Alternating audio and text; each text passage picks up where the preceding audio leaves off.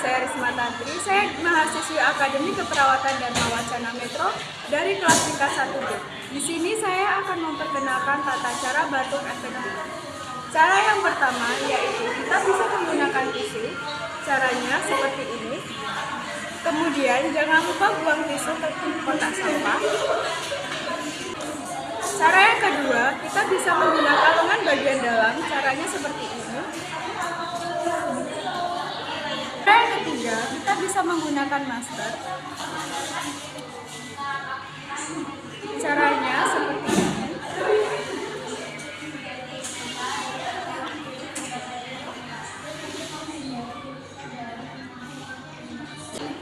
Demikian tadi tata cara batuk efektif yang sudah saya ajarkan. Semoga kita dapat menerapkan dalam kehidupan sehari-hari.